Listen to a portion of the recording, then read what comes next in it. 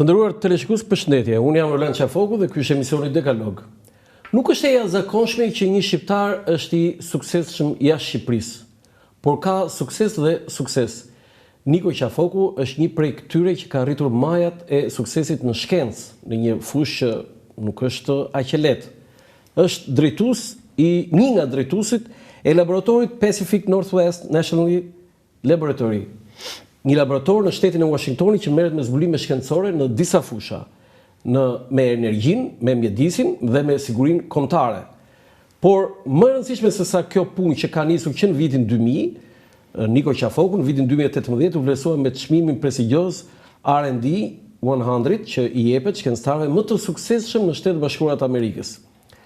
Ai la Shqipërinë 3 dekada më parë, teksa ishte pedagog në Universitetin Bujqësor të Kamzës, për një karrierë të re, për një karrierë që me të vërtetë ka arritur majat, dhe unë kam kënaqësinë sot që të ndaj me Niko Qafokun të gjithë këtë karrierë në Shtetet Bashkuara të Amerikës. Tani, për të qenë të qartë, asnjëherë nuk kam intervistuar një qafok në karrierën time prej 3 dekadash. Ky është qafoku i parë, por për sqarim, jam me fat që ai do kemi të jetë mbi emër, unë jam me fat që e intervistoj një qafok të përmosave të tilla, por nuk kemi lidhje gjaku. Sa do doja të kishim lidhje gjaku, por nuk e kemi. Profesor Niko, faleminderit që pranova ftesën. Të falenderoj shumë, Roland. Unë kam pasur kënaqësinë e madhe të njoh juve nga larg. Qafoku është një mbiemër jo i zakonshëm, është çik i rrallë, kështu që kur pash emrin tuaj, kur lexova për sukseset tuaja, kur lexova për punën e madhe që bën ti si gazetar dhe sigurisht si gazetar investigues, mu bëja zakonisht shefi. Tashi, është e vërtetë ajo që ne nuk kemi lidhje gjaku, por po të shkosh thellë në çik në të shohësh domethënë prej ardhen e sërgjyshve, kështu di ndoshta dhe mund të gjendet një lidhje e tillë. Sa do doja. Profesor, vimte ajo që quhet sukses të shqiptarëve që kanë emigruar jashtë ose kanë nisur punë jashtë, fjala emigracion është më zakonshme, po tashmë ju quheni diaspora jonë, pasuria jonë kombëtare më e madhe, sepse ne edhe shtetin me diaspora na ka krijuar, ta themi këtë. Ashtu është. Mund të tregoni, domethënë, çfarë pozite keni aty në këtë laborator dhe çfarë është ky laborator? Tashi, ne e quajmë laborator sepse në fakt është i tillë, por në fakt ajo institucioni ku punoj unë është një nga qendrat më të mëdha që ka Amerika. Ai institucion ka rreth 6.000 punonjës. 6.000 punonjës. Nga të cilët 3.500 janë doktor shkencave ose kanë gradën master. Është gjigant nga kjo pikpamje. Varet direkt nga Ministria e Energjisë së Shteteve Bashkuara të Amerikës. Domethënë është një laborator federal, është një qendër kërkimore shkencore federale, e cila përmbush nevojat që ka Amerika në momentet caktuara. Domethënë në përgjithësi neve drejtimet e shkencës i marrim në mënyrë direkte nga kupola më e lartë drejtuese e Shtetit Amerikan. Duke filluar që nga prioritetet që vendos presidenti Trump, duke vazhduar tek ministri i energjisë dhe më vonë vjen tek laboratorët që jemi ne. Laboratori im është i ngjashëm me Los Alamos, në bombës bërthamore.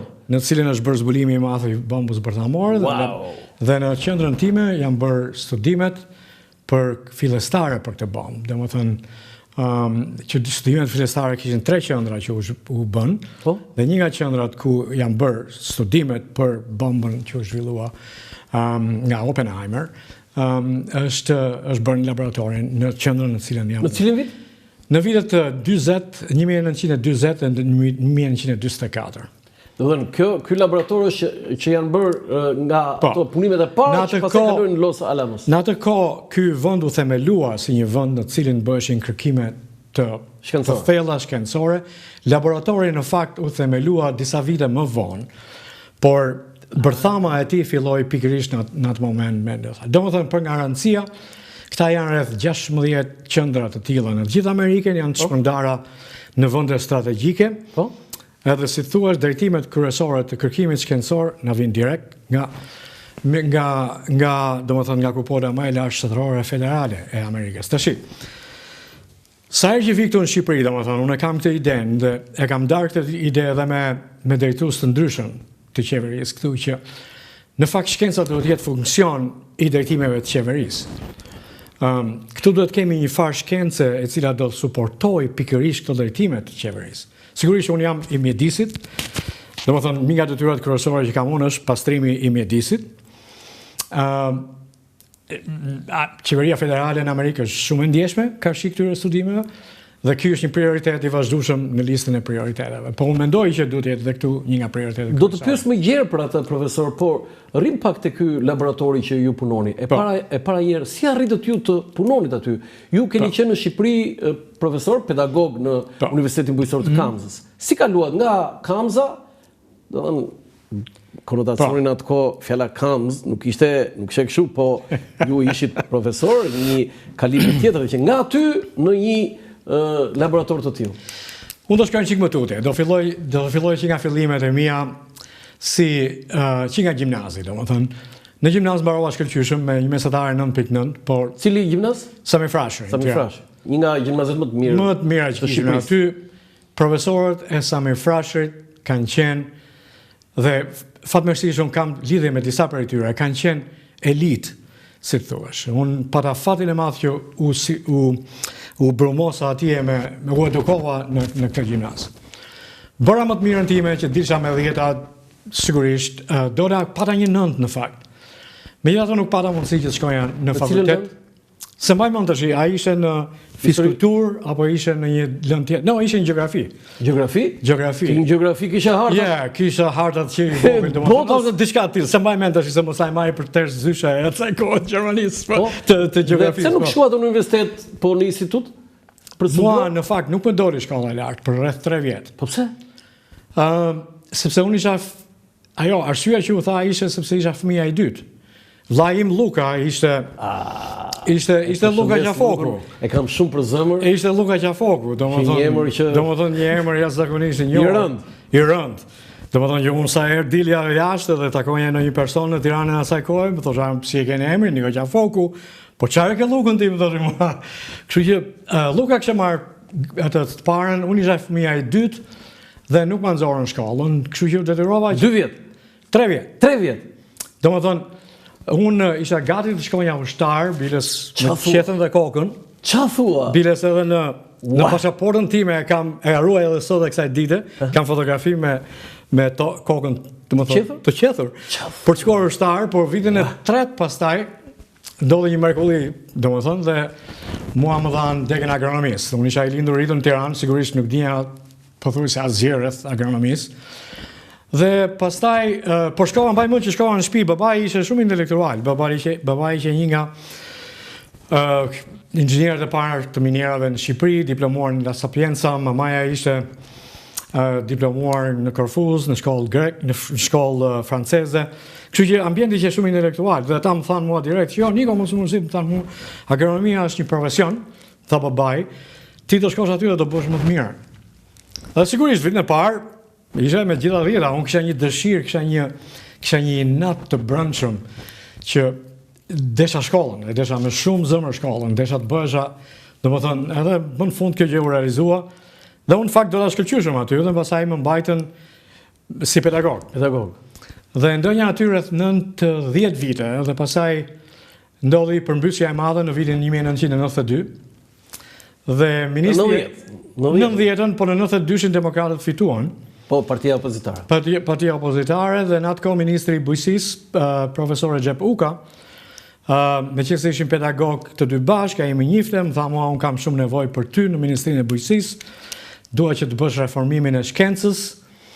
Dhe kështu që unë përfundova në Ministrinë e Bujqësisë, isha vetëm 30 sa vjeç në atë kohë, isha drejtori i madh i shkencës. Domethënë, në varësinë time ishin gjithë institutet shkencore të shkencës. Në Ministrinë e Bujqësisë. Në Ministrinë e Bujqësisë. Dhe unë atëherë kuptova që unë me atë dëshirën time të madhe, sigurisht isha pedagog që punoja shumë, kisha doktorat nga Universiteti Bujqësor. Do të kishte marrë doktorat. Doktoratën e parë në ushqimin e bimëve. Po ju çfarë lëndë jepni në Unë jepja agrokimin, që është kimia e tokës. Kimia e tokës. Kimia e tokës, po.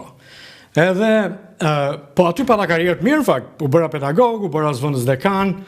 Isha pedagog, pastaj u zgjodha shef departamenti, isha i ri fare, u bën ca zgjedhje aty të mëdha, dhe unë u zgjodha shefi i departamentit të bujqësisë, isha shef i madh.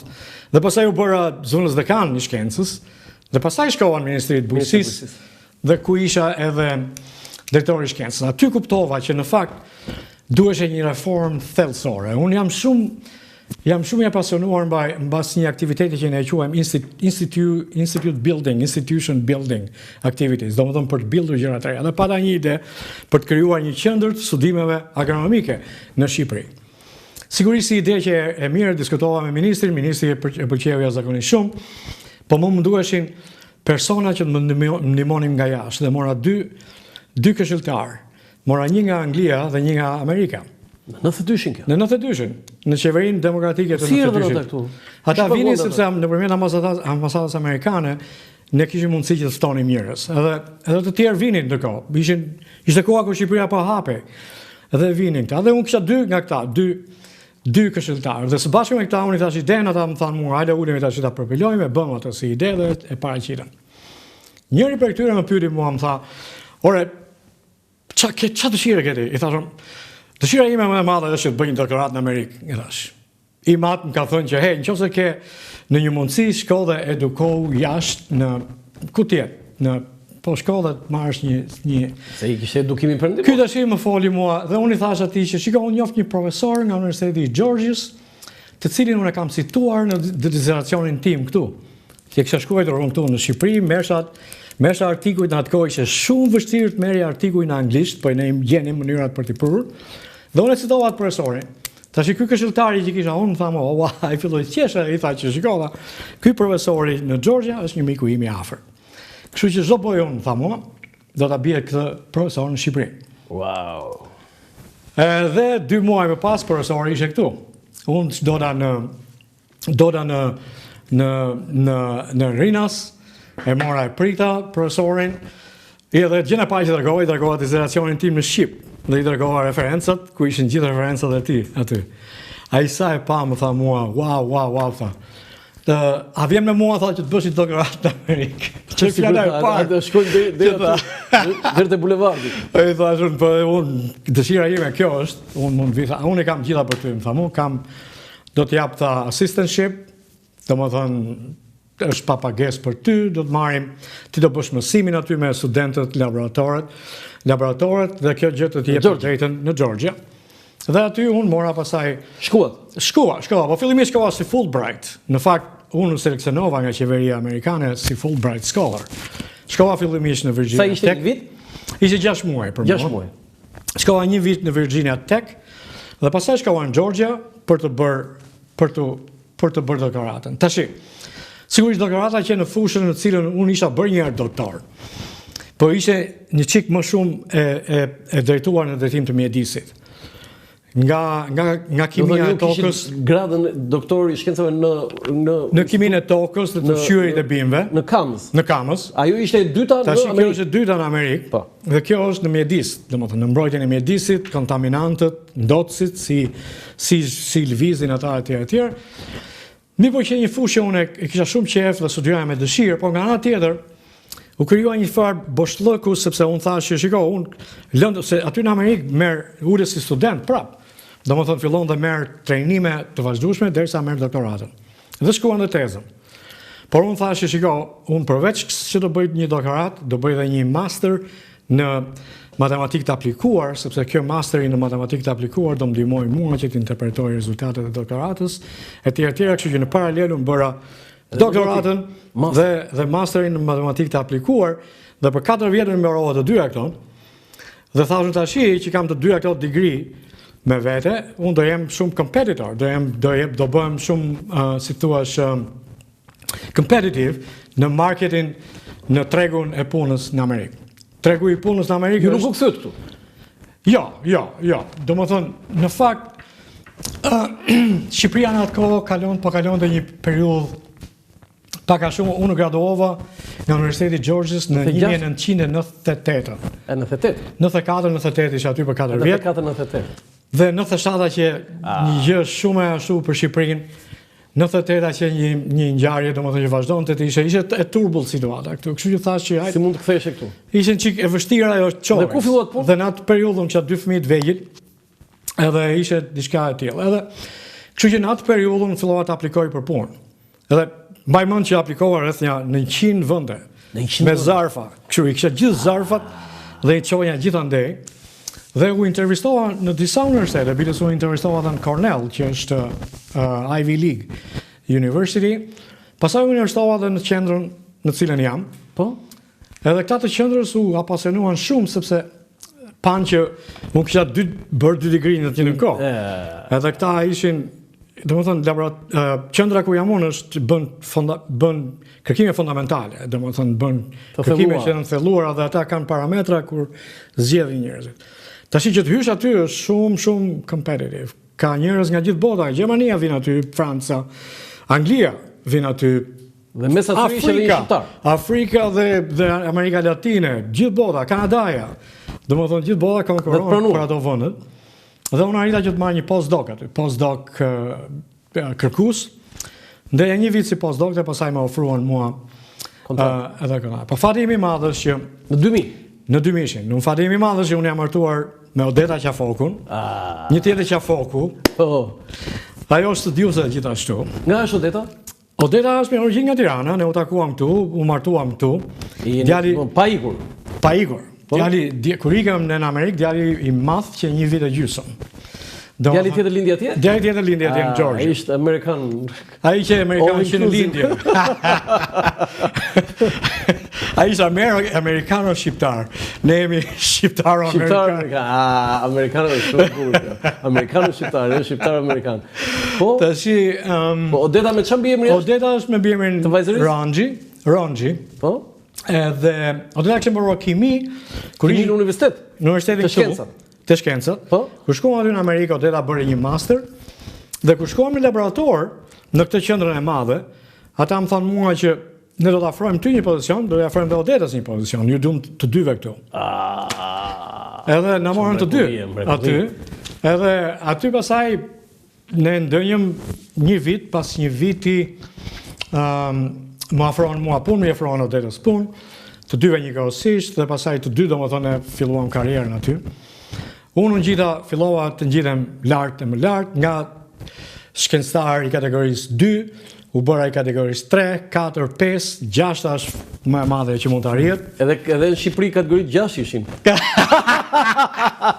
Kategori 6 ishin, po në rregull atëherë. Atë kujtohet? Kam kategorinë 6 thoshin atë. Kategori 6 tamam. Po. Edhe tash kjo është më e larta që mund të marrësh. Po tani çfarë detyre ke konkretisht që ata që na ndjekin t'ja shpjegojmë? Nga 6.000 veta që janë që punojnë aty në laborator, janë rreth 40-50 që kanë këtë grad, këtë nivel. Dhe ti je fellow që do të thotë fellow i laboratorit, që do të thotë që unë shef, domethënë i shkencës, dhe merrem me drejtimet e shkencës dhe tani nuk di çfarë të bëj, të dua trokas, të uras, të them urra etj, nuk e di, por ti tani flisje, e di çka kisha në mendje unë? Ajo Coca-Cola. Dgjoj, ajo më shërbeu mua shumë mirë, të them unë ty, sepse më krijoi një farë inati në brendin time. Se kisha dhe inat? E kisha inat. Ishe ekselent? Jo, isha ekselent. Edhe i rritur në një familje intelektuale si ajo që isha unë, domethënë. Le të mos harrojmë, ti je vllai Lukës, është diçka, domethënë një nder jashtëzakonisht i madh. Është Luka që, si thuhesh, jo vetëm babai dhe mamaja që ishin të dy intelektualë. Dhe babai i diplomuar në La Sapienza, në karrierë mamaja këtu. Ne kishim gjithë, mamaja kishte prur gjithë librat e klasikëve francezë, i kishim komplet bibliotekën e pasur. Pastaj Luka filloi që i vogël të blinte libra, ne kishim një bibliotekë aty që ti se ke Sa libra kishit? Ku e mban në dhomën tonë, aty kishim një dhomë të çunave gjoja. Të çunave, aty domethënë vinin intelektualët më të mëdhenj të kohës. Vinin në shtëpi, ha? Ju merrni libra? Jo, vinin aty që bisedonin me Lukën, gjithashtu profesorë të nderuar, një nga profesorët, një nga më të mëdhenj, Petrozhej. Vinte në atë kohë ne kemi pasur me shtëpie, Arturin e desha aq shumë, Arturin domethënë e deshim shumë, po vinin shumë veta na ata që janë politikanë sot vinin? Padyshim. Kush vinte? Edi ishte një nga miqtë të shtëpisë, padyshim. Çfarë thua? Padyshim. E kuptoja unë kur më thoshe, oj qa fok, më thrisë kështu, oj qa fok. Padyshim. Ka një kështu si, vinte të shtëpia. Po mik me kishte me Lukën? Me Lukën, sigurisht, edhe po bënim shakara bashkë gjithkohës, sepse edi që i gjatë ne ishim shkurtër, kështu që bënim gjithmonë shakara. Qafokët janë shkurtër. Jemi tanë, kot thashe të që si jemi gjë, po jemi tanë. Qa libra shmerë të Erdi Rama? Intelektual i formuar, do që në atë kohë kishe lezet që të bënje muhabet, edhe do më thënë sigurisht. Qa libra shmerë të Erdi Rama të biblioteka? Ta që se mbajnë men, nuk e mbajnë mend. Edhe binin libra këta, nuk është se vetëm merrnin nga ne, po dhe binin libra, edhe shkëmbenin. Edhe shumë libra në ato. Do doja shumë tani që ta kruaje memorien, s'ka ngelu në një. Nuk do t'jap në një armë në të drejtim, nuk do t'jap. Luka besoj duhet ta di këtë gjë. Ndoshta Luka e di këtë punë, po. Kjo që historia e tërshme, po, vinin shumë. Po tjetër nga këta politikanët? Politikanët tjetër që kam njohur unë direkt. Po. Unë kam njohur Saliun, profesor Sali Berishën. E kam njohur në fillimet e vet, kam njohur dhe kam shumë respekt për Meksin. Aleksandr Meksin. Kryeministri. Tani ke respekt si intelektual, si profesionist apo si politikan se të dyja. Të dyja. Unë mendoj që Meksi ka bënte një detyrë të jashtëzakonshme në kohën kur ishte kryeministër. Dhe njëkohësisht kam shumë respekt për profesor Meksin si studiues. I kam librat e tij, biles një libër të tij e mora me dhurim me autografin e tij, me dedikim dhe jam shumë i kënaqur. Luka më dha kur isha tash në shtëpi dhe këta ishin politikanët me të cilët unë kam pasur kontakt, do më thënë me të cilët njifesha. Do të pyes për këtë, ne ka shumë gjëra për të pyetur, që thash, në fillim thash, çfarë do na tregoj një shkencëtar, po ti pas ka aq gjëra të bukura sa po më befason. Po do kemi një ndërprerje të shkurtër publicitare, kthehemi sërish me bisedën shumë interesante të profesor Niko Qafokut. Për herë të parë në Shqipëri dhe Evropë, përmes aplikacionit i reja, zhvilluar nga Akinvest, mund të dërgoni para me MoneyGram në të gjithë botën, direkt në telefoni juaj. Dhe kjo do të kushtojë sa gjysmën e komisionit që do të paguanit nëse ju do të shkonit në çdo sportel. Mjafton të shkarkoni aplikacionin e reja për Android dhe iPhone, të regjistrojeni si klient dhe menjëherë do të dërgoni para në të gjithë botën, me MoneyGram vetëm me gjysmën e komisionit. Bëj zgjedhjen e zgjuar, dërgo para me MoneyGram në aplikacionin e reja.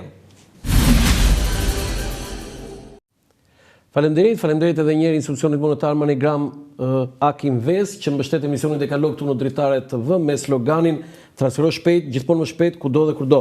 Transferoni parat me MoneyGram Akinvest, nuk do zhgënjeni asnjëherë. Profesor Niko, shumë interesante biseda. Tani, atje konkretisht çfarë bëni ju, çfarë eksperimente dhe çfarë zbulime shkencore bëni në laborator? Tashi, meqense vendi në të cilën punojmë ne, është një vend të cilën qeveria federale ka shfrytzuar për bërë studime të nivelit atomik, edhe mjedisi është kontaminuar. Kështu që grupi im shkencor bën më shumë kërkime në drejtim të pastrimit mjedisit. Nga dekada, ose më themi, po bëhet gati një shekull pune aty që punë kërkimare shkencore, e cila prodhon edhe mbetje, të cilat derdhen disa herë në mjedis, kështu që ne duhet të shikojmë nga kjo pikpamje se si mund pastrohet mjedisi. Domethënë, studimet e mia fillimisht janë fokusuar në këtë fushë. Dhe këtu është ai aktiviteti im kryesor. Unë kam themeluar, jam co-founder i një qendre bashkëthemelues i një qendre të madhe që kemi tash në laboratorin ton. E kam quajtur qendra për kërkimet komplekse të mjedisit. Ne kemi një summit, Global Summit në nëndor, nga 4 nëndor dhe në 6 nëndor. Ku? Në Richland, vinë njerëz nga gjithë bota aty, e bëjmë çdo 2 vjet këtë summit. Po këtë qendrën e kam themeluar unë, dhe qendra organizon këtë, dhe këtë qendrë kam themeluar unë, dhe tash shërbej si një nga zëvendës drejtorët e përgjithshëm të kësaj qendre. Shumë interesant. Dhe këtë kam themeluar sepse mendova që pas 25 vjetësh aktiviteti dhe pas shumë brezave aktivitet përpara meje në atë vend ku jemi ne, dhe në Amerikë në tërësi, do ishte e nevojshme që ne ta konsolidonim gjithë eksperiencë dhe ta shpërndanim në gjithë botën nëpërmjet këtyre summiteve që bëjmë, konferencave globale. Tash në këtë konferencë globale na vijnë njerëz nga shumë vende të ndryshme të botës, dhe aty ne tash shkëmbejmë idetë, themi se si ta pastrojmë, si ta bëjmë mjedisin më të këndshëm. Tani ku është ky zbulim më çfarë zbulimi ke bërë? Në mënyra se ne zbulojmë, ne shkojmë ne bëjmë studime fillimisht në nivelin molekular. Me aparaturat shumë moderne që kemi, sepse qendra është e pajisur me aparaturat më moderne të kohës. Neve kemi aftësinë që të bëjmë studime mekanistike i quajmë ne, në nivelin molekular, që nuk i ka bërë njëri tjetër në gjithë botën.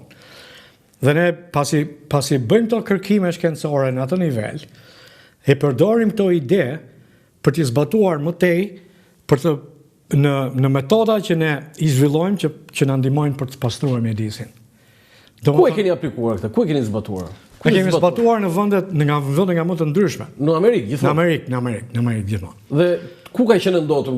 Mund të thoni një vend? Vendin që kemi ne aty, për shembull, kemi të ndodhur me kontaminant nga më të ndryshme. Në uzina, nga fabrika? Jo, nga këto aktivitetet nukleare. Në nukleare? Domethënë ka uranium aty që ndoshta është radioaktiv. Ose ka elemente të tjerë që mund të jenë radioaktiv, ose ka metale të rënda, siç është kromi. Dhe ju e pastroni? Dhe ne i pastrojmë këto, bëjmë, si thua, propozojmë metoda për pastrimin e mjedisit duhet të kryhet. Tashi, sigurisht nëse një metoda të tilla duhet të zbatohen në Shqipëri, ne si thushi kemi zhvilluar metodat. Ne thjesht po na kërkohet ndihma, ne mund ta japim për një herë sepse e dim se këtu kemi ndotje? Padyshim. Të këtij karakteri? Ndoshta jo të karakterit radioaktiv, po ndodhja me metale të rënda është problem. Është padyshim problem. Padyshim. Në cilën zonë? Tashi unë nuk mund të flas me saksira sepse si studius që jam duhet të kem të dhënat dhe nuk duhet të shprehem, por nga ajo që kam lexuar unë ka. Tashi, neve kemi një konferencë që bëhet nesër fillon, që është takimi i 20 i Institutit Alp Shkenca. Kemi rreth 20 vjet që bëjmë takime të përvitshme të Institutit Alp Shkenca. Instituti Alp Shkenca ka 3 qendra, një këtu në Tiranë, një në Prishtinë dhe një në Shkup. Dhe ne i bëjmë konferencat një vit në Tiranë, një vit në Prishtinë dhe një vit në Shkup. Dhe grumbullohemi ne të diasporës dhe kolegët që janë këtu dhe diskutojmë probleme nga më të ndryshme. Një panel i diskutimit që do bëhet nesër ka të bëjë direkt me këto, me ndotjet e mjedisit. Dhe është një studiuse që aktualisht punon në Austri, shqiptare, Roza Allabashi, e cila ka bërë një sër studime që do i paraqesit nesër në këtë konferencë dhe do paraqesit gjithë studimet që tregojnë studimet e tjera. Ndërkohë që akademik Besnik Baraj, që punon këtu, edhe ai është shumë i angazhuar në këtë drejtim, ai është drejtuesi i njësisë së ujërave në Akademinë e Shkencave, unë mbaj lidhje direkte me të dhe komunikojmë në mënyrë të vazhdueshme dhe ai do paraqesi po ashtu si disa ide që ka ai. Ska bërë mirë që ka lënë politikën. Ai është një djalë i mrekullueshëm. Është një studius i mrekullueshëm. Politika këtu të nxjerr të bën pjesë e nxorën jashtë politikës. E nxorën jashtë. Po Besniku është djalë i mrekullueshëm, është studius i mrekullueshëm. Ai do mirë që dëgjoj këtë fjalë. Edhe ai do të mbajë nesër një referim dhe pastaj ne do diskutojmë dhe do përgatisim një dokument i cili do të dërgohet qeverisë me ide qeverisë tuaj, që zotit Rama. Ku janë ndotjet? Dhe me idetë tona se si mund çfarë mund duhet të bëhet në këtë drejtim, padyshim. Tani këtu më ngacmohet profesor sepse kryeministri Sali Berisha, pra zoti Berisha kur ishte kryeministër, ka hedhur idenë që në Shqipëri mund të ndërtoheshin centrale bërthamore. A jeni dakord me këtë? Ky është një lloj tendenca aktuale në Amerikë është që unë t'i përgjihem po kësaj përgjigje. Meqense, domethënë, centralet atomike, një për cilëve ne kemi shumë afër vendit ku punoj unë dhe që prodhon energji. Në fakt, në shtetin e Washingtonit, energjia më e madhe prodhohet nga hidrocentralet, besohet. Me ujë, Me ujë, sepse ne kemi afër sepse ne kemi afër një lum shumë të madh. Ai nuk quhet lum, ai është gjigant. Dhe se drini ynë, domethënë. Drini quhet prua në krahasim me atë. Wow, prua. Ai është gigant, ai është lumi është shumë i madh. Edhe aty ka diga dhe gjithë energjia që prodhon shteti. Prodhohet aty. Shumica, 94% duket se është vjen nga hidrocentralet. Por kemi edhe këtë megjithatë ka dhe atomik. Tash problemi me centralet atomike është që ata prodhojnë mbetje. Dhe mbetjet janë radioaktive. Dhe duhet gjetur një zgjidhje se çfarë duhet bëhet me këto mbetje. Atëherë themi profesor Nikos nga Amerika. Nuk ka njëri më të mirë për këtë punë. Në qoftë se problemi do të kishte punë me Shqipërinë, sepse unë kam shumë dëshirë që të kontribuoj sigurisht në vendin tim. Unë nuk jam vetëm themeluesi i Institutit Arab Shkenca, me idenë që pata rreth 25 vjet tash përpara që të binim këtu gjithë studiuesit shqiptar dhe të ndihmonin me sa mundësi që të kishin këtë vend, kupton? Po fatkeqësisht shkenca këtu ecën me ritmet e breshkës, në çik shumë ngadalë. Dhe fatkeqësisht arsimi i lartë është në një gjendje jashtëzakonisht mirërueshme. Domethënë, unë desha ta bëja edhe këtë si pikë, domethënë, kam shumë respekt për zhvillimet e fundit në Shqipëri në shumë drejtime, janë jashtëzakonisht pozitive. Dua të theksoj faktin që nuk na takon ne të huajve në thonjza, megjithëse ne jemi shqiptar, je shqiptar amerikan, që të bëjmë kritika, po kur vjen problemi i arsimit lartë, unë e kam për detyrë profesionale që të ngre dhe t'i bie një zile shumë të fuqishme, që problemi është zile? Një këmban shumë të fuqishme dhe të theksoj që problemi është një emergjencë nacionale. Çfarë do t'i thoshe kryeministit Rama? Do t'i thosha pikërisht këtë gjë. Me që ke pasur mikë ke njohur në rini, çfarë do t'i thoshe? Çfarë do të kishe këtu më parë? I dashur Edi do t'i thosha, emergjenca e arsimi i lartë është një emergjencë nacionale. Duhet shpallur një emergjencë kombëtare sa më shpejt që jetë e mundur, sepse gjendja është shumë e mirërueshme. Unë këto 10 ditë që kam qenë në Shqipëri, jam taktuar me profesor, jam taktuar me rektor, jam takuar me akademik, jam takuar me kryetar akademish, por problemi është që një akademik kemi. Një akademik kemi. Jeni takuar me zotin Gjinushi? Po, para një takim dhe me zotin Gjinushi dje. Ishte profesional, besoj? Është patjetër profesional. Ishte patjetër profesional. Si profesor Gjinushi? Profesor Gjinushi më priti shkëlqyshëm, më priti jashtëzakonisht mirë. Ne bizeduam si dy miq të vjetër, megjithëse nuk njiheshim më parë. Unë kisha dëgjuar shumë për të dhe ai ka dëgjuar sigurisht për mua. Dhe biseda që shumë e ngrohtë. Por ne duhet të kalojmë tash nga bisedat e ngrohta në aktivitete konkrete. Dhe një nga aktivitetet konkrete që mendoj unë janë dy gjëra për të cilat unë do ngulja shumë këmbë në qeverinë aktuale. E para është që të ngrihet një qendër kërkimore shkencore sipas modelit që kemi ne aty në Amerikë dhe që ka edhe shumë në Evropë. Dhe kjo qendër do të shërbejë gjitha shkencave. Unë flas këtu si mjedisit, po ky nuk është problemi i mjedisit, është problemi i arsimit. Dhe ka një problem shumë të madh fjala vjen. Shiko. Shqipëria, babai im ka qenë inxhinier minier dhe gjeolog. Ai gjithmonë më thoshte që Shqipëria është jashtëzakonisht e pasur me shumë gjëra. Ka një gjë që tash është shumë e kërkuar, që janë këto elementët kritik, të cilët janë bazë e zhvillimeve energjetike aktuale në të gjithë botën. Cilat janë ato? Ka një numër të madh, unë nuk do i përmend ato. Po do të them që janë. Nuk e di nëse janë apo jo, po nuk e dim nëse nuk janë apo jo. Dhe tash shiko ç'ndodh. Ne kemi aparaturë aty, që në qoftë se ne duam zbulojmë një gjë, dhe unë shkruaj një raport para 6 muajve për lithiumin, që është një element i cili përdoret në bateritë. Dhe gjithë energjia, gjithë makinat elektrike që kemi në aty kanë lithiumin me bazë. Tash ne kemi rezervat mëdha në Amerikë të lithiumit, po ne nëse kemi një sinjal që aty ka një ashtu, ne shkojmë aty direkt, marrim mostrën, e analizojmë dhe bëjmë. Këtu nuk ka asnjë mundësi për të bërë një analizë mostre. Domethënë, nuk ka elementët bazë të kërkimit shkencor që është XRT. A ka litium këtu? XRF-i. A ka litium në Shqipëri? Nuk e di. Unë nuk e di përgjigjen e kësaj, sepse unë nuk kam, edhe si studius nuk më takon mua të them ka apo s'ka. Por nuk ka punë, nuk di që të ketë në një punë, domethënë shkencore në këtë drejtim për të lokalizuar se ku mund të jenë këto elementet kritik. Të i thoshe Edi Ramës, po pika... Unë do i thosha Edi Ramës që shkenca ka shumë nevojë për një laborator të përgjithshëm, i cili mund të fillimisht të financohet nga komunitetet evropiane, nga qeveria, sepse aty ka aparatura të cilat duan mirëmbajtje. Se mos e thot kryeministri, po ça hallësh ka mund ça më thua ti Onika. Ça po mua më zgjedh mendja këtu. Po mirë, tiko, ta shpjegoj unë ty se si. Do të Shqipëria në BE. Shikos, po shumë dakord, po ama që ta interesojmë në BE, ne duhet të plotësojmë kushtet e BE-s. Dhe nga kushtet e BE-s, kryesorja është që ushqimi të jetë i pastër. Mjedisi të jetë i pastër.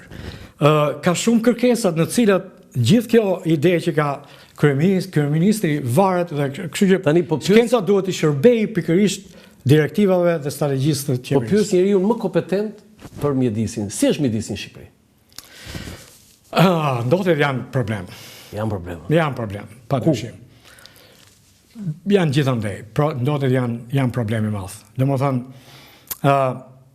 shiko, unë jam shqiptar, jam i lindur i rritur në Shqipëri. Nuk vi këtu për bërë kritika, padyshim. Domethënë, nuk e kam. Na thunë një gjë profesor që ne të mbledhim mendjen, po nuk është. Problemi është që shiko, mbetjet ne do të diskutojmë nesër në konferencë. Unë i ftoj gjithë gazetarët që po dëgjojnë këtë intervistë që të vinë aty, edhe aty do marrin gjithë. Se me mbetjen merren gazetarët merret me politikanët dhe profesorë. Po mirë, politikanët. Asnjë gazetar s'u vjen nesër këtu. Ja më e mend. Politikanë, problemi është që shiko, gjitha kanë lidhje.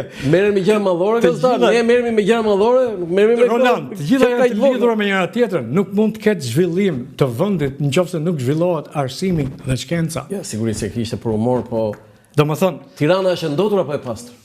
Tirana është e ndotur. Sigurisht është e ndotur.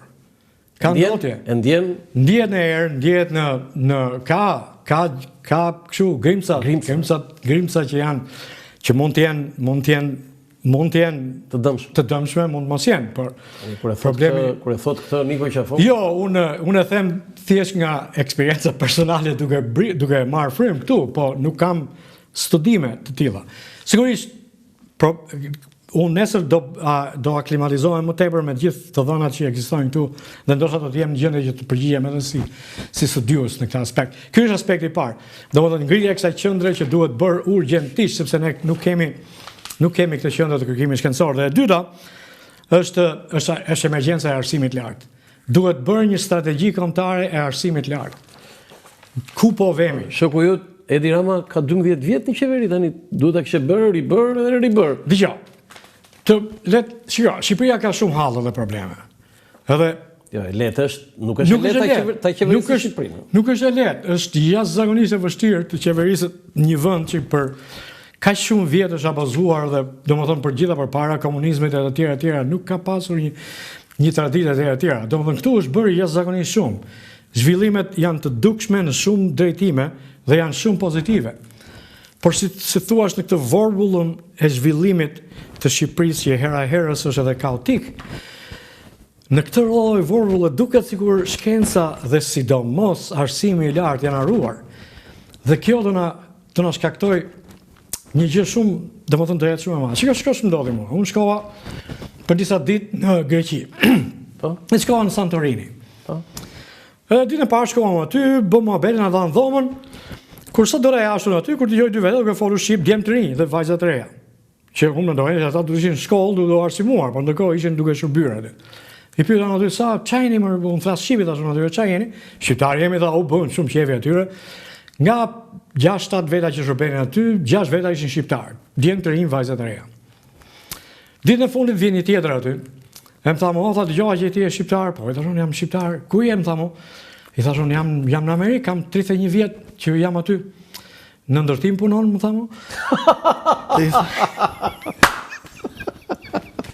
O sa e bukur kjo. I thashun, jo më një kështu aty. I thashun, një laborator. I thash, shumë e bukur. Po pse e them të gjithë, se mentaliteti tash është që të shkosh të gjesh një vend pune, edhe të mos shkosh në shkollë, dhe mos arsimohesh, edhe mos marrësh një degree në bachelor degree, një master's degree, të bësh një PhD, të vërtet të arsimohesh edhe, për këtë ka nevojë Shqipëria. Shiko, në kohën që ku mbarova unë shkollën, në kisha mesataren se tash 9.9, dhe s'më doli për 3 vjet shkolla. Tashi me 6.4 mesataren i lusin që të shkojnë në universitet. Universiteti ka bursa aktualisht që nuk ja jep dot studentëve, sepse studentët nuk i marrin, i thonë që nuk i duam. Unë të kisha një bursë në kohën ku kam mbaruar unë të kisha fluturuar në qiell. Ka bursa se di këtu që nuk i marrin. Ka bursa dhe nuk ja japin, nuk kanë kujt ja japin. Bujqësori për shembull ka bursat të cilat nuk mund t'ja japin. Nuk kanë kujt t'ja japin. Wow. Domethënë, këtu ka arritur gjendja në një moment i cili është shumë kritik. Ministra e re e Arsimit ndodhet përpara një emergjence që është shumë madhore, nuk mendoj që ndonjëherë kombi shqiptar është përballuar me një emergjencë të tillë në fushën e arsimit. Unë nuk gjej dot fjalët për të shprehur. Domethënë nuk jam i ndinjuar, absolutisht jo. Unë nuk i ndinjohem kur me Shqipërinë, domethënë ne duam Shqipërinë.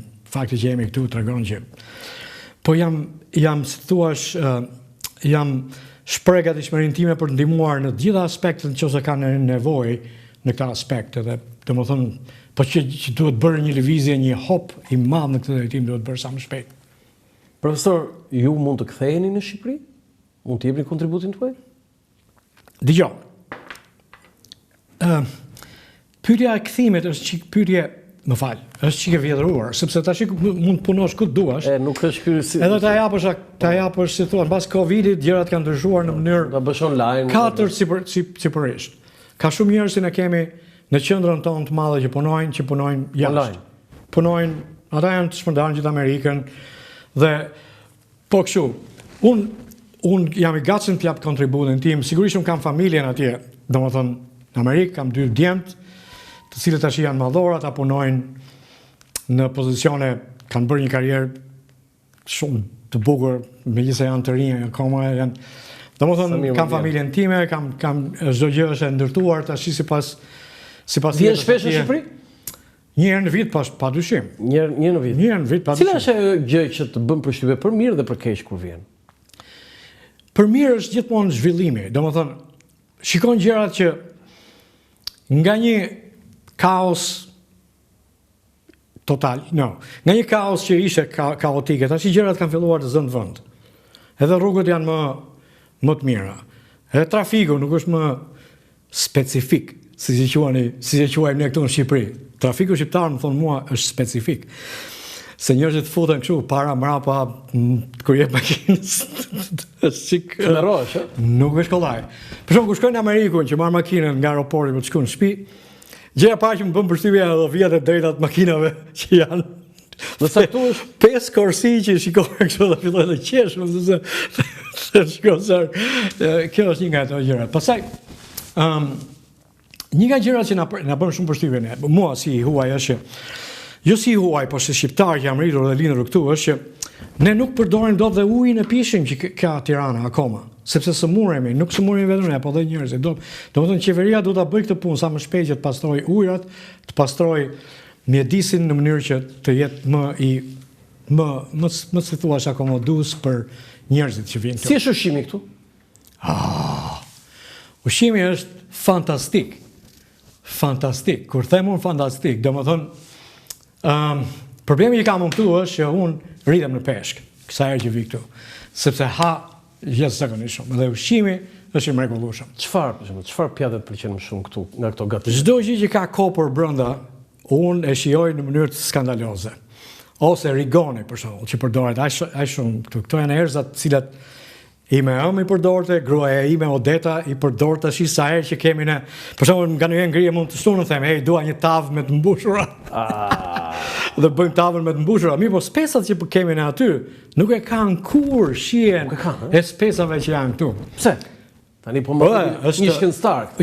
Toka janë gjitha gjërat që bëjnë. Unë shkova ke pazari i ri, se më kisha marrë malli për hurma, farzeza, edhe ide. Edhe shkova aty, bleva ide, bleva dhe hurma farzeza, ku vinte një herë mirë nga diku. Këtë kohën unë shoh specat. Ato specat e gjatë, kështu, kanë atë herën që është shumë tipike dhe është shumë e mirë. Po, për shembull dia shkum ke Tajvani. Edhe po pyesni atë çka ke, zupat vjetër sigurisht në bjerë një zupë, kur Odeta zbuloi që kishte kasata, dhe kasatat janë njësoj si kasatat 15 lekë që kena pas në kohën tonë. Kur na puri kasatën e hapëm, ne ishte shumë ngjashme. Fillum të hani kasatën e këto, domethënë ushqimin e unë shkoj tek restorantet Era për shembull ose këto që kanë kuzhinë domethënë tradicionale shqiptare, Dhe ato janë të jashtëzakonshme. Është vërtet kënaqësi. Nuk e di nëse regjia i kemi fotot? Po. Ky është laboratori. Këtu shkon punë, profesor. Këtu shkojnë punë, po. 6.000 vet aty. Është qendër nacionale, domethënë është federale me buxhet Që në direkt. 1965. Që në 1965 e drejton Batelli, e menaxhon Batelli për Departamentin e Energjisë. Domethënë Ja, ke aty US Department of po, Energy. US Department of Energy. Profesor, janë sa laboratorë të tilla? 6? Janë gjithsej 16 në gjithë Amerikën. 16. Janë të shpërndara gjithandej, është Los Alamos, janë gjitha. Ky është në shtetin e Washington. Ky është në shtetin e Washingtonit, është vetëm një i tillë aty në shtetin Një i e tillë. Washington, po. Krenaria. Edhe është, ja. Foto tjetër? Këtu jeni në Këtu janë duke mbajtur një referim në Universitetin Bujqësor. Ky është një Në Kamës. takim ndërkombëtar në vitin 2018. Po. Më ftuan mua aty, sigurisht ai që marr ftesë nga Universiteti Bujqësor ose çfarë do lloj universiteti në Shqipëri unë vi. Nuk e kam problem. Po. Edhe vi dhe këtu janë duke mbajtur pikërisht një ka disa aplikime të nanoshkencës në bujqësi dhe në mjedis, Po. të cilat janë jashtëzakonisht interesante, janë aplikative, janë gjëra që mund të shërbejnë shumë mirë Shqipërisë. Si po e menaxhon bujqësinë Shqipëria, se ne bujqësinë e kemi, bujqësi turizëm. Ajo që më bën mua përshtypje për mirë është që kur vjen me avion që shikoj gjithë tokat, duken të punuara, duken të sistemuara tash i parcelat, janë parcela të vogla, domethënë ne jemi kthyer nga një kooperativë. Nga një bujqësi e fermave të mëdha në bujqësi e fermave të vogla, dhe kjo ka të mirat, ka të këqijat e veta. Ka të mirat sepse kujdesi mund të jetë më i mirë, por ka të këqijat sepse prodhimi nuk kufizohet nga shumë faktorë. Është shumë i kufizuar. Është shumë i faktuar dhe mekanika poshta nuk mund të përdoret, tokat janë sipërfaqet janë të vogla, ka një Duhet të bashkohen? Ndoshta duhet bashkohen, bëhen ferma më të mëdha. Nuk jam shumë i fushës në atë drejtim, por domethënë ka gjëra që mund të bëhen për mirë këtu, padyshim. Foto tjetër?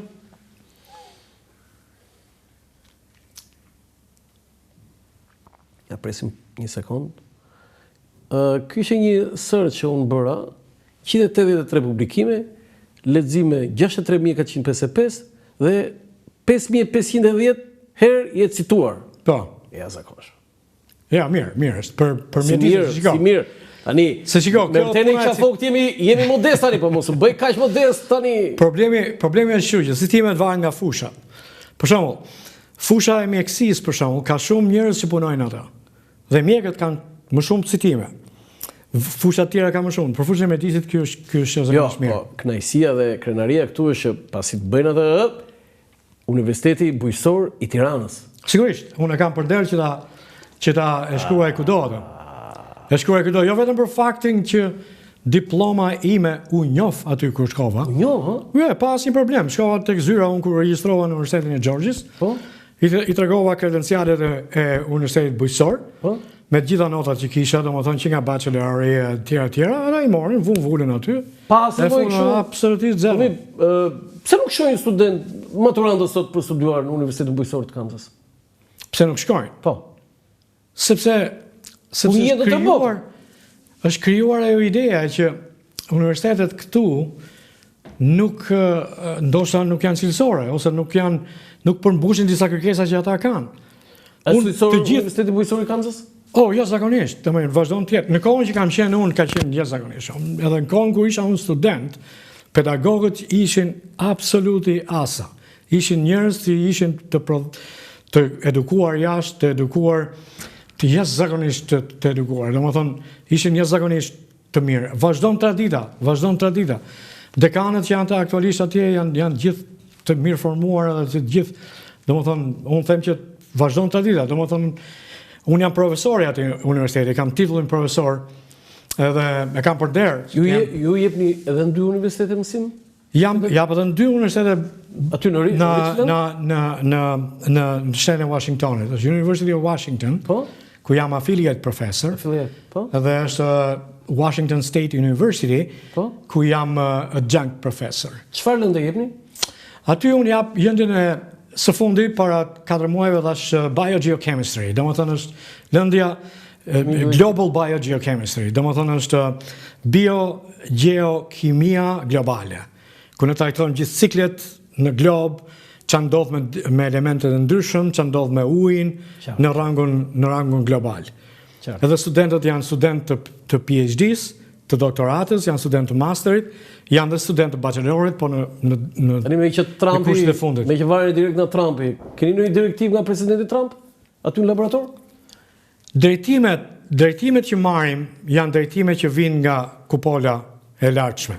Për shembull, një nga drejtimet është të studiohen critical elements, këto elementet kritike që ne themi, dhe ne janë të dëmshme, por janë dhe të mirë, sepse janë të mirë për energjinë. Janë të mirë për energjinë. Trumpi çfarë mendon për këtë? Po është pozitiv. Është pozitiv, padyshim. Çfarë presidenti është Donald Trump? Amerika është e mrekullueshme. Domethënë, Amerika është në përgjithësi një vend shumë i mirë për arsyeën e thjesht se edhe shumë veta më bëjnë këtë pyetje. Thjesht ka mundësira. Domethënë, në Amerikë nuk konsiderohesh i huaj në asnjë moment. Ata e kuptojnë, unë kam 30 vjet aty dhe unë flas anglishtën mirë. Por sidoqoftë në brendësi aksenti ta kapin, ë? E kapin. Edhe thonë direkt, hey, where is your accent coming from?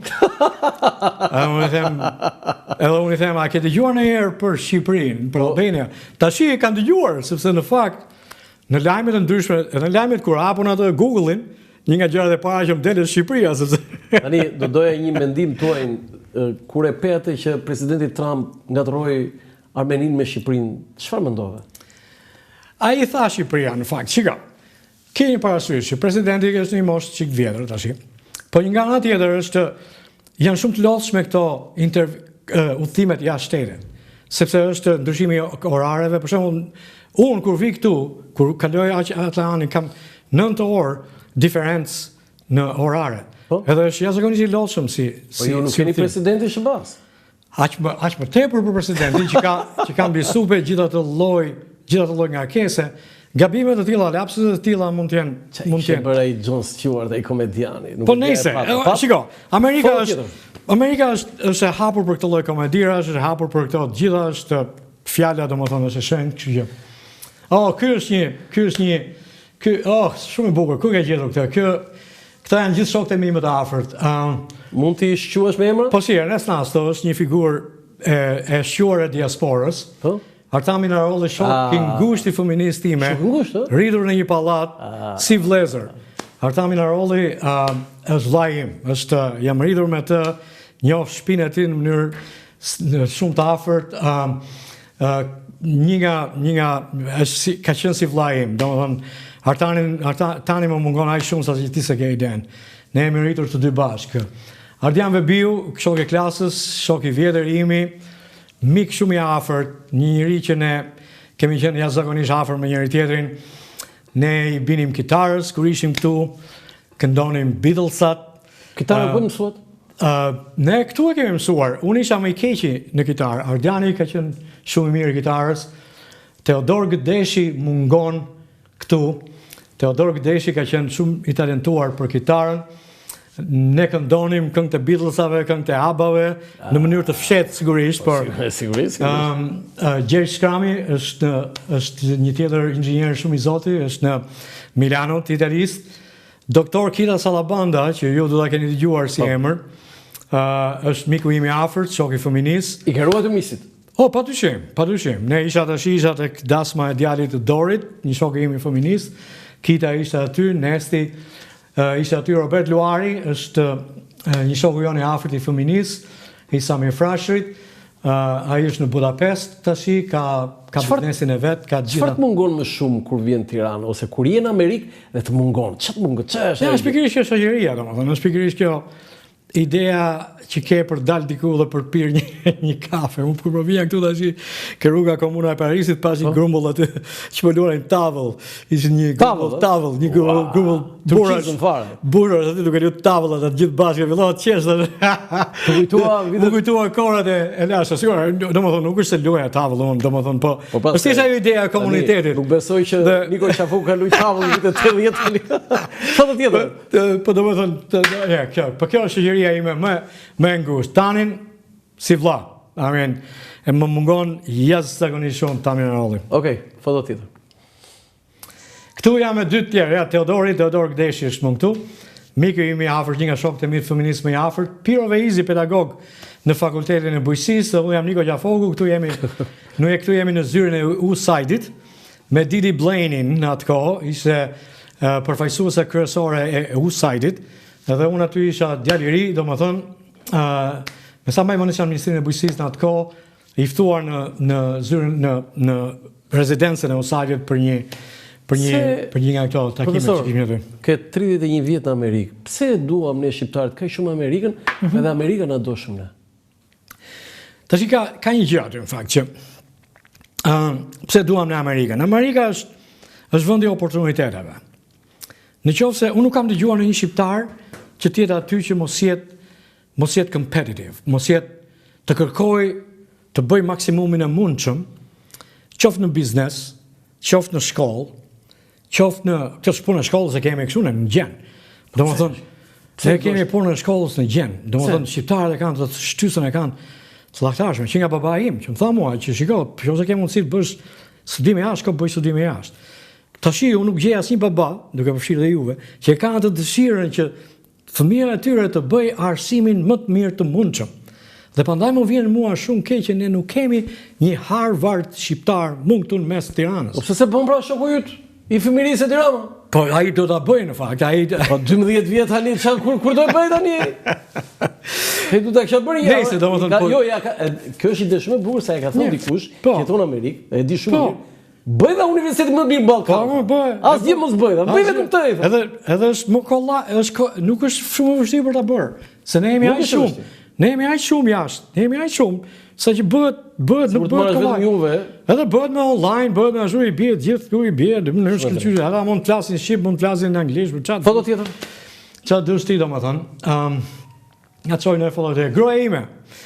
Odeta Qafoku, një nga studiuset në qendrën tonë aty, tash ka grupin e vet që lidh, drejton grupin e saj me 15-20 studius, bën studime në kimi, në krau imi djathtë gjithë jetën. Sa i dedikohesh Odetës? Tmerrsisht. Shiko, që ti jesh i suksesshëm në Amerikë ka dy gjëra.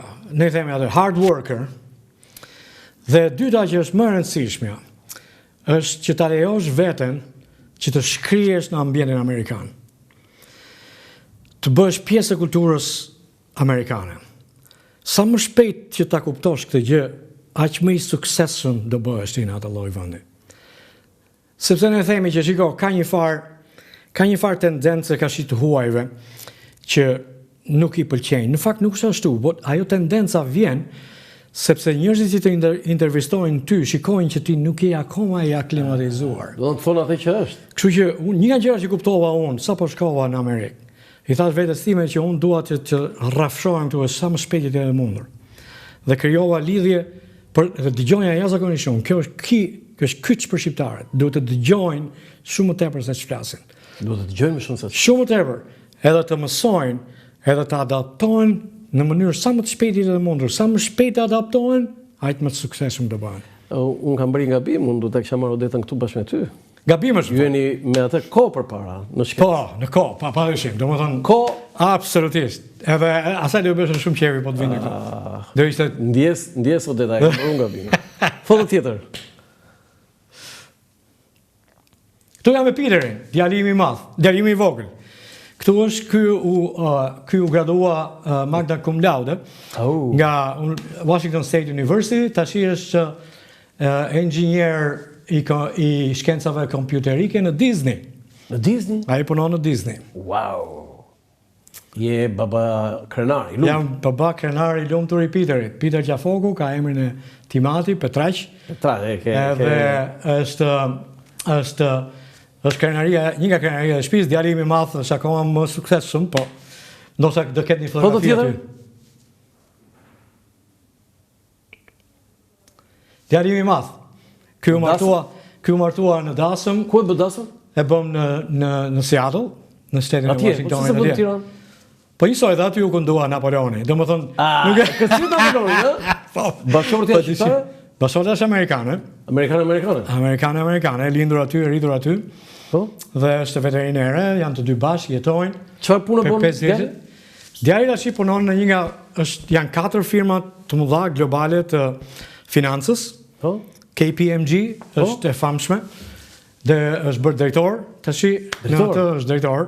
S'ka ngjyrë babi. Dhe ai është punon në cyber security, domethënë merret me gjithë sigurinë kibernetike të gjithë firmave, punon së bashku në Microsoft, punon në Boeing. Ka shumë nevojë Shqipëria për këtë sigurinë kibernetike. Ka di, edhe ky është nga titullarët në e biznesit, po.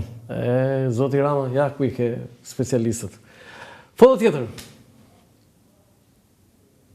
Ky është babai im përpara në Rom, pasi Petraqja Foku.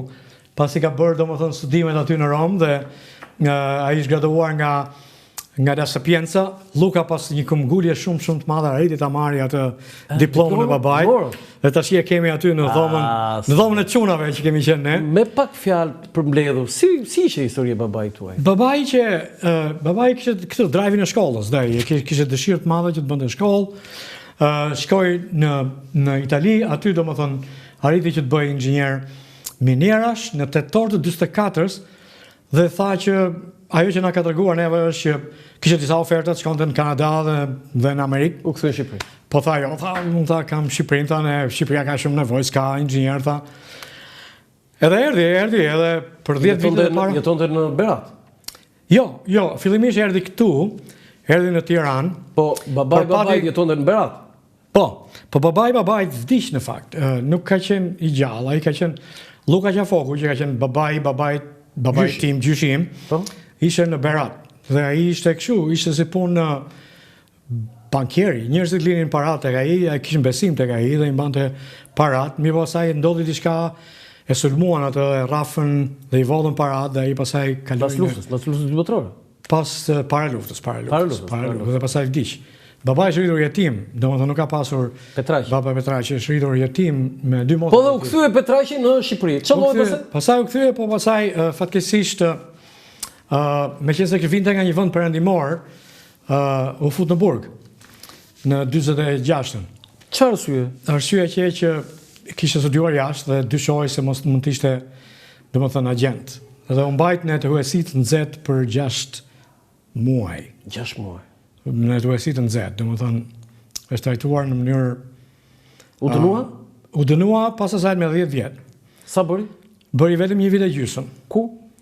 Në burgun, nuk e di saktë, më thënë deri Luka. Po pse nga 10 1 vit e gjysmë? Pastaj e liruan sepse u krijua një si punë amnistie në atë kohë. Edhe e liruan pastaj dhe e bën direkt inxhinier miniere në Selenic. Edhe punonte aty me 3 turne. Pinte 80 cigare partizan në ditë. Çfarë thua? 80 cigare partizani, kisha të partizanin. Edhe ishte inxhinier aty, punoi për 10 vjet. Po kishte një emër jashtëzakonisht të mirë aty, la një emër shumë të mirë. Kur në Tiranë. Selenic, kur në Tiranë. Çfarë viti? Në 5 Luka ka lindur në Vlorë. Domethënë Luka ishte 54-s, babai ka ardhur në Tiranë 56-ën ose 57-ën. Unë jam 58-s, kam lindur në Tiranë. Kështu babai ka ardhur në 57-ën ka ardhur në Tiranë. Ju jeni 2? Ne jemi 2 fëmijë, po. 2 çuna. 2 çuna. Kur shkoi një herë në Selenic, shkoi në Selenic i ftuar për një eveniment të minierës, dhe së bashku me babain ishte edhe një nga antarët e byros, Adil Çarçani. Edhe kur shkoi babai aty, minatorët e morën babain në krah, edhe ecnin me babain nëpër rrugët sepse e deshin shumë, ishte njëri shumë. Dhe mbas Selenicës ku shkoi Petraqi? Pastaj erdhi në Tiranë dhe u bë, si thua, studiues, merreshte me kërkim në Institutin e Minierave. Dhe ku vdiq? Edhe derisa doli në pension ishte aty pastaj, gjatë gjithë kohës. Jo, ku vdiq, në cilin vit? Babai ka vdekur në 1996. 96. Mamaja vdiq në 1990, në vdiqja re, shumë e re. Ai ka vdekur përpara. Ai vdiq mbasi, babai vdiq në 6 vjet më tutje. Foto tjetër?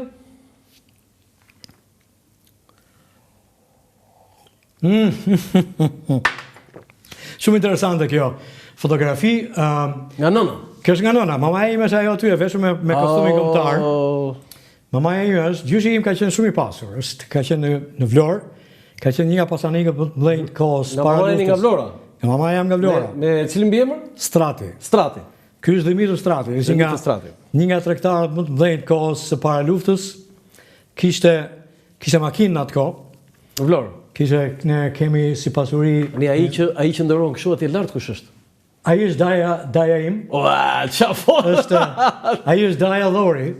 Daja Dhori është vllai i mamas time. Po ç'është kjo aristokraci më profesor? Kjo ishte aristokraci. Mamaja ime vishej kështu sepse kjo është fotografi shumë e veçantë sepse te shtëpia e gjyshit tim vinin për vizita, jo konsulla, jo kështu. Dhe sa që vishin vizita, mamaja ime që raste ka kafen, dhe kur që raste kafen, vishej me kostumin kombëtar. Kostum kombëtar. Dhe si thuash, jepte. Dhe kjo është përpara se të shkonin bashkë me Gallaten. Gallatja është motra e saj e madhe. Një po këto duhet të jenë tezë ndaj. To tjerat janë motrat e gjyshit. E gjyshit. Janë gjitha domethënë që janë të veshura Si përfundoi gjyshi? Gjyshi u vra nga gjermanët. U vra nga gjermanët në vitin 1944. Po pse vra? Po sepse djali i vogël doli partizan. Dhori, domethënë daja im doli partizan. Dhe në atë kohë kështu ishte espionuan ata të brendshmit aty. Espionuan dhe erdhën dhe e morën. Daja partizan, babaju u dënua si pro-perëndimor? Po, domethënë për libra, për skenar filmi paska. Po, është, domethënë po babai ishte pro-perëndimor. Domethënë babai ishte jashtëzakonisht pro-perëndimor. Shiko, ai dëgjonte radion BBC në zërin e Amerikës e këto, dhe ma mëndu isha shumë i vogël dhe i më thoshe mua dëgjoj, ti s'do i thuash asnjë personi që unë dëgjoj këto gjëra. I dëgjonte ai me atë Teslën, kishim një radio që i binte nga njerë me grushu, bim, edhe dëgjoj ato si ishte me lampa. Foto tjetër? Këtu jam me Lukën. Luka është në Amerikë këtu, me sa mbaj mend. Tani më fol çik për Lukën se Luka është gjeni. Luka është gjeni.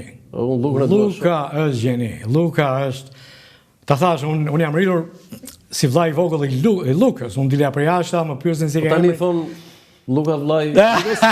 Kjo është e vërtet në fakt. Luka më thot mua tash kur them unë që jam Luka Gjafoku, po çka ke Niko Gjafoku? Po, tash me veten time. Por kjo e vërteta është që unë kudo që shkoja kur isha fëmijë, unë i thosha Niko Gjafokut, ora çka ke Lukën ti? Pastaj mbaj mend Luka doli në një olimpиад, në 72-shin doli në një olimpиад të matematikës apo të një olimpiade të madhe midis shkollave të mesme.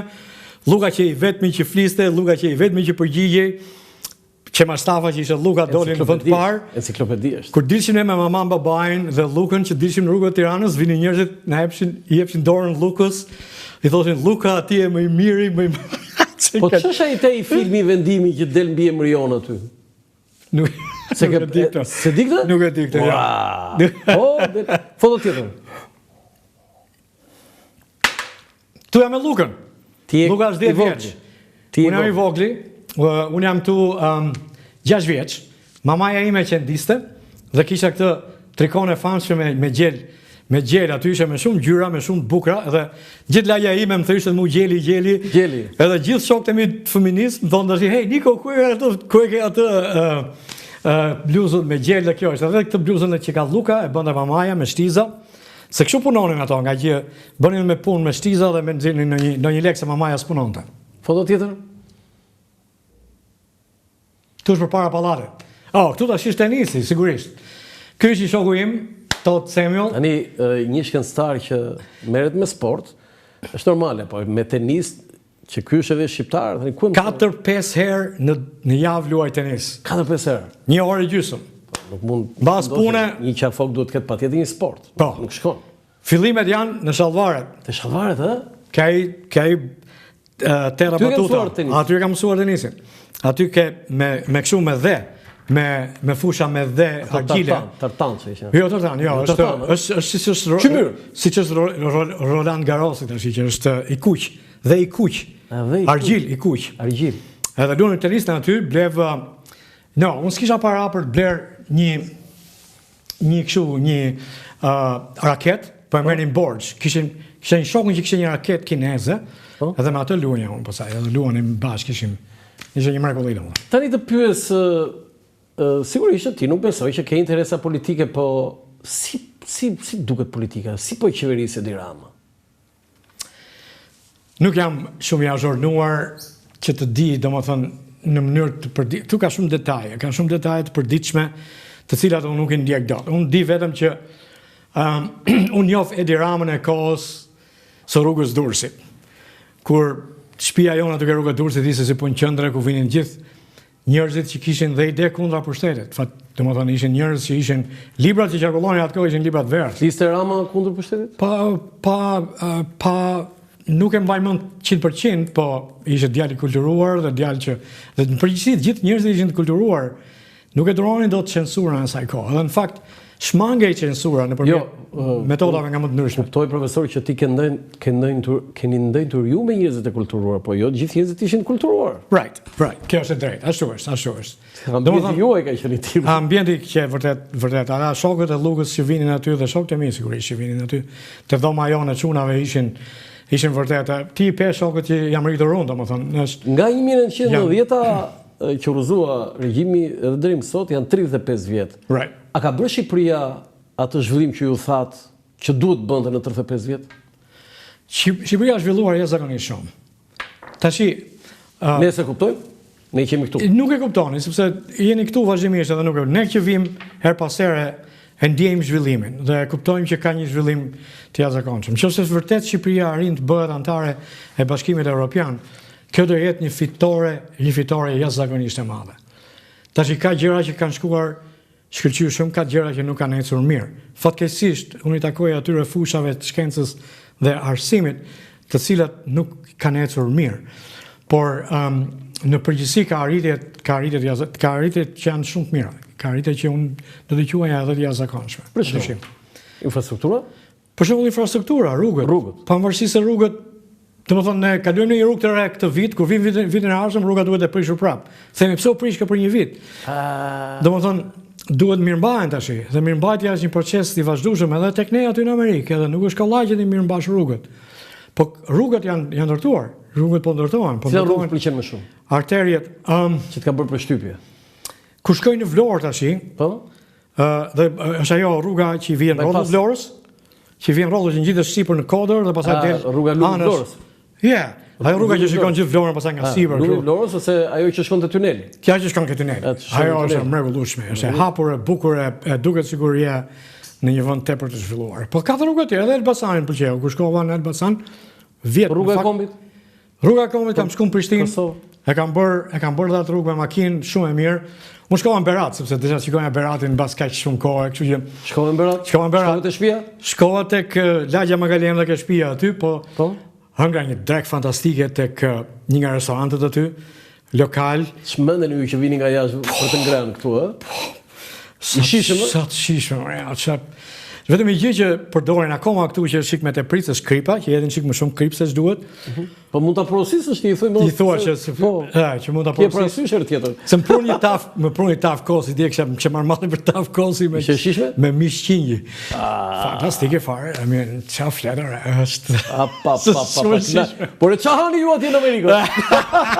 Hamburgers. Çiko, është kuzhina ndryshe atje. Dhe ne kemi kënaqësinë që të shkojmë në vende, domethënë ka indian, ka restorante indian, meksikan, kinez, amerikan, me erza me. Domethënë është ka shumë ka shumë gjëra që janë shumë domethënë ushqimi aty është sigurisht shumë i mirë, po këtu ka është kënaqësi me. Tani ka 31 vjet që ke ikur dhe ke qenë këshilltar te Ministria e Bujqësisë, jo, drejtor te Ministria e Bujqësisë. Tani, përsëri Berisha është 81 vjeç e shikon kryetar të Partisë Demokratike. Bën përshtypje kjo? Po, një farë qarkullimi edhe duhet ndodhi. Një farë qarkullimi në udhëheqje duhet ndodhi. Unë nuk jam gjendje as të shajës lavdëroj drejtuesit e pozitës apo të opozitës, sepse nuk e ndjej kaq nga afër politikën, po qarkullimet që domosdoshëm, dhe aty ke ne domethënë në Amerikë zgjidhet presidenti për 4 vjet, ndrohet si thuat leadershipi, Bideni ishte tash 16 vjet shoku i fëmirisë. Po mirë, domethënë ai ka fituar zgjedhjet, domethënë zgjedhjet kanë bërë të pranueshme si duket, kanë E ke fituar. takuar ndonjëherë Ramën gjatë kohës? E kam takuar para disa viteve, erdhi një herë tek e ftuam ne për ke atë shkenca dhe erdhi. Takoj? E pa, po të shim që u takuam dhe Po të thatë mbaj mend apo? Jo, e tha përpara të gjithëve, tha që un kam shkuar ke shtëpia e këtyre, tha kam qenë mik i veçantë i shtëpisë. Dgjoj, Rama Edi është një djalë ka qenë në kohën që ne e kemi pas njohur dhe vazhdon të jetë, është një djalë i mrekullueshëm, i kulturuar, domethënë ishte vërtet mik i shtëpisë tonë. Dgjoj, dhe një gjë, Luka ka një portret të Lukës të bërë nga Edi, e ka aty në dhomë. Qa thua më? Se fotografove dhe të më jepë këtu. Kemi një nga kujtime më të bukura këtë. Thuaj Lukës ti këtë, kur të takosh. Po jo, ti duhet ta kishe fotografuar këtë. Ta kisha pur këtu. Do të Edi Rama ka bërë portret Lukës kur vjen aty në shtëpi. Padyshim. Po. Luka. Edhe ka bërë me një të kështu të veshur, se ke ide se sa bukur duket Luka në atë lloj portreti. Më ka thënë Luka këtë, më ka mbajtur. Kështu që është diçka që ja, është. Po këta profesorët tuaj, për shembull Rexhe Puka, ai ishte ministër, që ju e vlerësoni. Padyshim. S'është në politikë sot. Po. Ke shkuar ndonjëherë atje te? Kam shkuar. Ne kishim përvetorin e fakultetit dhe drekën e bëm tek ferma Uka. Uka Farm. Edhe sigurisht ai e bukur është. Shumë ai un kam respekt për të. Besoj. Un kam lëpir gishtat atje që diçka mrekullueshme. Me xhepin njifem domethënë që nga fakulteti, ai ka respekt për mua, un kam respekt të jashtëzakonshëm për të, kështu që ka bëri një përpjekje për të rikthyer në politik, po nuk po. Tash këto janë të brendshme këtu, unë jam komplet jashtë gjërave që ndodhin këtu, kështu që. Për ta mbyll do të bëj një pyetje edhe për Amerikën, se këtu ndonjëherë kështu sulmohet ambasadori amerikan. Duhet jemi ne sovranistë, kemi ne këtë luksin? Shiko, politika jashtme e Amerikës është politika e një vendi të madh që në radhë të parë mbron interesat e Amerikës. Tash nga ripamja, unë si qytetar i Amerikës, unë suportoj e mbështes atë lloj politike nga gjitha anët. Nuk diskutohet. Vendet e tjera, në varësi, duke përfshirë edhe Shqipërinë, duhet ta bëjnë politikën e tyre në një varësi të tillë që, si thuaç, shkon. Unë për vetëm time do kisha shumë dëshirë që politika shqiptare të ishe e akorduar me politikën amerikane, siç është aktualisht. Gjë që shumë pozitive për mendimin tim, sepse krijon një farë mbështetje të cilën ky komp nuk e ka pasur ndonjëherë. Evropa na mbështet, po historikisht edhe s'na ka mbështetur. Ka qenë Amerika ajo që ndryri për themelimin e shtetit shqiptar dhe themelimin e shtetit Kosovës. Dhe që ka qenë Amerika ajo që shiroi Kosovën.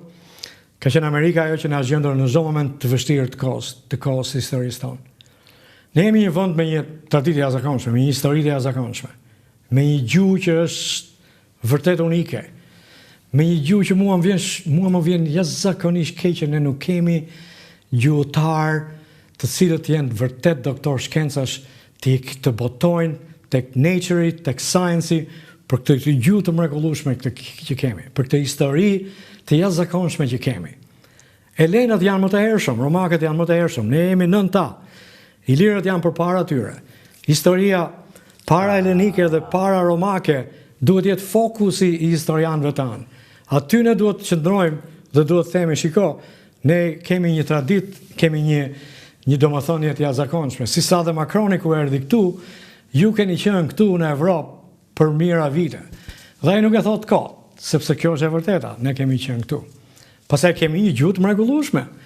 Se s'investohet në këtë lloj drejtimi. Kur ishim ne këtu, serbët ishin akoma në pemë. Po, lëre serbët janë nuk janë më të hershëm, nuk po flas për ju tha diçka shumë të rëndësishme që duhet ta bëjnë gjuhëtar, shkencëtorë, dhe të botojnë në revistat që ju përmendën. Atje, edhe atje. Jo në Facebook. Jo në Facebook. Nuk është vënë në Facebook. Betejë apo bëhet në Facebook tu? Betejë në Facebook është komplet është një nga gjërat që më bën mua të qesh me lot, sepse në fakt nuk është kështu, nuk bëhet shkenca në Facebook. Pastaj nuk bëhet shkenca nga njerëz që nuk bëhet shkenca në Facebook. E kuptoni? Nuk bëhet shkenca në Facebook. Çfarë thot profesor Niko Qafoku, nuk bëhet shkenca në Facebook dhe duhet botojnë në revista shkencore. Ke bërë thirrjen më të bukur në këtë bisedë. Po, padyshim, nuk ka, aty duket ajo sa këll që ke. Mua nuk më pyet njëri çfarë shkruaj dje në Facebook apo në LinkedIn apo në ResearchGate nga e kisha marrë atë. Mua më pyesin, ore, ku e ke botuar ti, çfarë impakt faktore ka ajo? Po, pra, çfarë. Ne tash sapo po botojmë ja pas disa ditëve del një botim tek Nature Sustainability, që ka impakt faktorin 32-35. Domethënë, kjo është ajo gjë që na kërkohet neve, dhe unë këtë frym kërkoj që të futet edhe këtu në Shqipëri. Nuk bëhet debate shkencor në Facebook, në media, no. Rrjetet sociale. Është gabim, rrjetet sociale, është gabim total. Edhe pastaj bëhet nga njerëz që mbarojnë doktoratën. Duhet mbarosh doktoratën, kjo do të thotë që të kesh botuar artikuj shkencor nga revistat që janë të pranuara nga komuniteti shkencor, që kalojnë nëpërmjet asaj analize që ne e quajmë peer reviewed, që është double blinded. Domethënë kur unë çoj një botim për ta botuar, ai që më bën review-n mua, që më bën recension, nuk e di se kush është autori. Ai bën vetëm recension dhe thotë që kjo është shkencore, kjo nuk është, këtu duhet rregulluar, këtu duhet rregulluar, këtu duhet bërë kjo punë. Dhe unë marr 3-4 nga këto, mi dërgojnë mua dhe unë rishkruaj artikullin edhe çoj prapë për ta botuar. Sa bukur kjo.